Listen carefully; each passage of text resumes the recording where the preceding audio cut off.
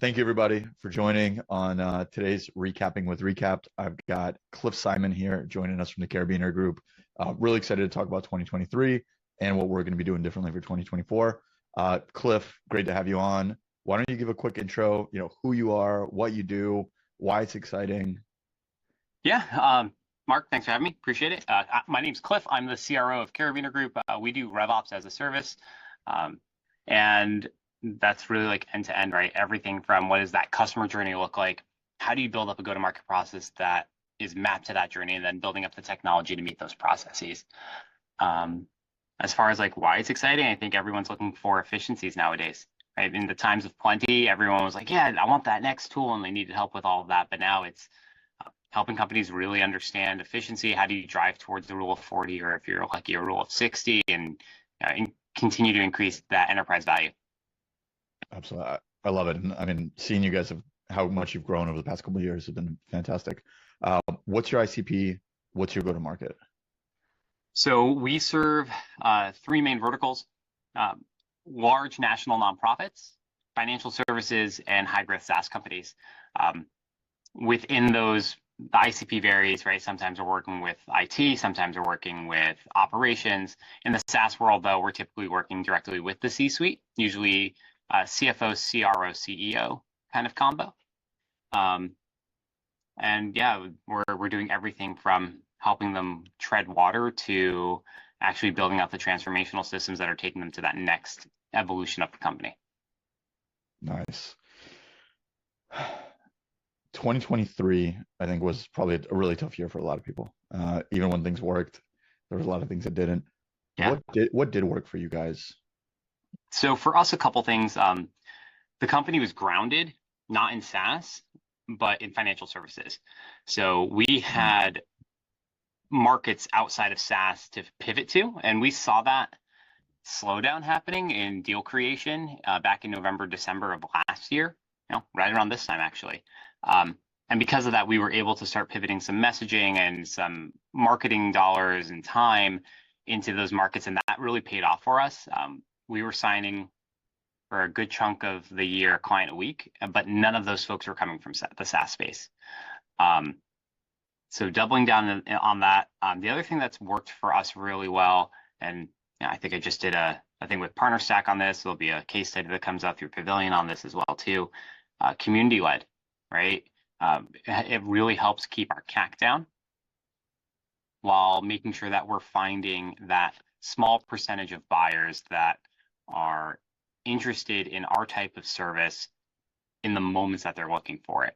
So even this year, right, as tough as it's been, our average time to close from that first call is still, I think, 70% of our deals this year, under 30 days.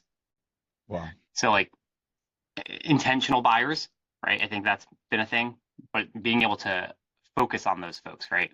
And making sure that we're spending the time in those places. I love that. Can you double click a little bit on the community-led growth? Like everyone has a different definition. What was the playbook that actually did work for you guys in that? Yeah, so my entire thesis on go-to-market is that people in B2B want to buy like we buy in B2C, right? So how do you drive word of mouth and referral? Because for most B2C companies, that's 54+% of their business. Our first year, we really dug in onto online Slack communities, and we've expanded since then.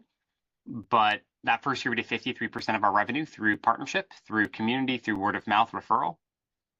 Last year rather, that number grew to 91.5%, and this year we'll probably be pushing 95%.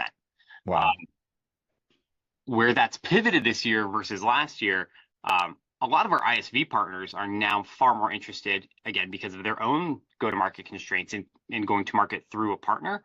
So we've seen a lot more deal flow in that particular vein. So, but yeah, we play pretty heavy. We're exclusive with Pavilion, RevOps Co-op, Sales Assembly, and then pretty soon a handful of fairly large, like publicly traded software vendors who will be their exclusive Salesforce partner. That's amazing. Congrats. Thanks. It's a lot of time and effort, right? Building relationships because people want to buy from people. So be authentic, build relationships. Yeah. Well, and I think you keep hearing about all these terms about like near bound, right? It's who's in your community, how can you get access to them, and how can you help that community? Absolutely love it. So congrats on, it sounds like a 2023 that worked really, really well for you guys. Let's It's flip. working. I wouldn't say it's working as well as I'd like it to, right? I Of think course. still having a lot of our clients in SaaS slowed things down a bit for us. We'll grow this year, but it won't be the triple digit growth that we've done the last 2 years. Yeah. I think that's a similar position that most of us are in as well, right? When people ask me, they're like, how are you growing? I'm like, we're growing. We're having some of our best quarters ever, but is it anywhere near what we wanted and what we slated for this year? No. It helps to be bootstrapped. I will say that. I don't have investors breathing down my neck. So. Yeah. Well, flipping the script a little bit, what were some of the things that didn't work out for you guys? Or maybe what were some of the biggest lessons you guys had from this year? Over-indexing on SaaS was a big learning. That was a little painful when some of your customers just don't exist anymore. And I would say at least for me, trying to build too much of a services business like a SaaS business, right? That's probably a unique learning that we had that a lot of folks listening to this won't necessarily resonate with, but that was pretty big for me personally.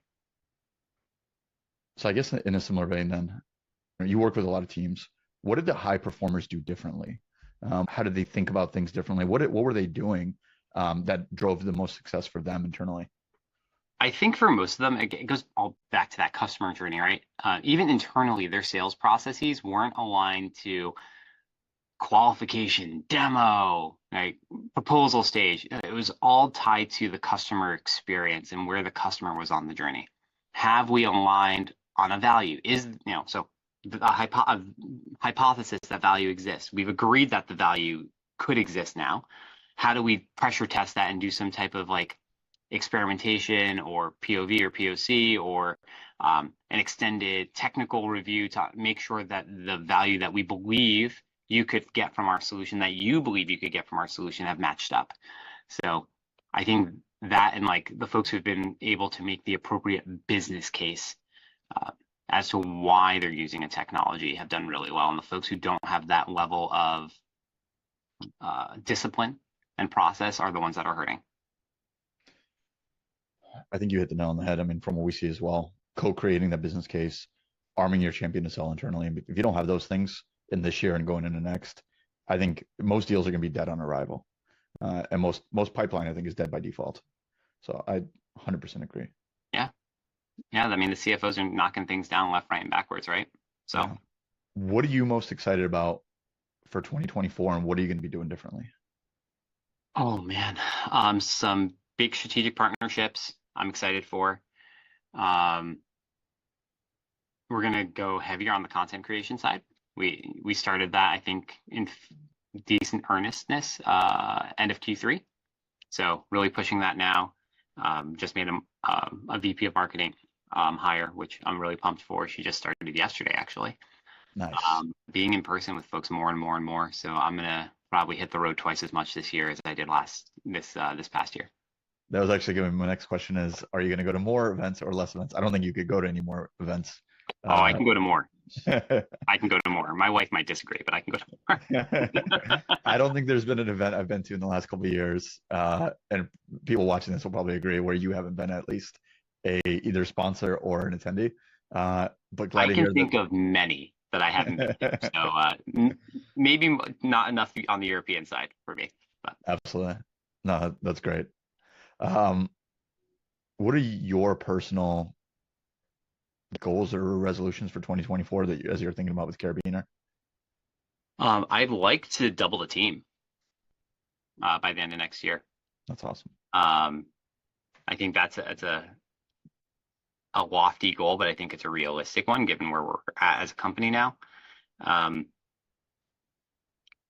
Yeah, I think that's a big goal for me. And then personally, I don't know, work, obviously life has been a little crazy this year for a lot of folks, but personally it's been a really rewarding year. We had our third kid. So thanks. Yeah, we're crazy people. Congrats. We have 3 under 4. Wow. So just really enjoying that. One of my personal resolutions for this coming year is, even though I'm expecting increased travel, is to start handing more stuff off to my team so I can spend more time with my family. So That's amazing. Congrats. How can people help you, and how can you help others? um, how can people help us? Well, shoot, if you know anyone that needs RevOps help, feel free to reach out. Um, how can I help others? If you just want someone to talk to and get some understanding of how to try to do that whole customer journey alignment thing, I'm happy to have a conversation and point you in the right direction. In addition to being part of Carabiner, I'm an advisor for a handful of companies. And I just like having good conversations with folks. And I'm a big believer in, I know Sam Jacobs has his Kind People Finish First book. I'm a huge proponent of that, right? You give because it's the right thing to do, and because we're all trying to get there, right? We all have to learn from each other. That's how I ended up here, and I feel like it's only appropriate for me to be able to give back to other folks however I can as well. Beautifully said. Especially in our tiny, tiny community that is sales. Uh, Giving is the way that it should be. Yeah, 100% agreed. And that's, and frankly, I mean, that's one of the biggest reasons why we wanted to do this, is because, as people reflect on the year, again, it's been a really, really challenging year for a lot of us, in one way or another. And so to be able to take some lessons from it, learn from other people, and also just be really excited for next year and have that optimism, because things hopefully should be looking up. And for us to just be able to help each other, I think that's the name of the game here. Cliff, thank you so much for being here. How can people find you? I know you're on LinkedIn. yeah. Any LinkedIn's easy. plugs? LinkedIn's easy. If you want to shoot me an email, that's easy too. Cliff@carabinergroup.com. Yeah, or find me at your local Slack channel. Awesome. Cliff, thank you so much, man. All right, thanks so much, Mark. Take care.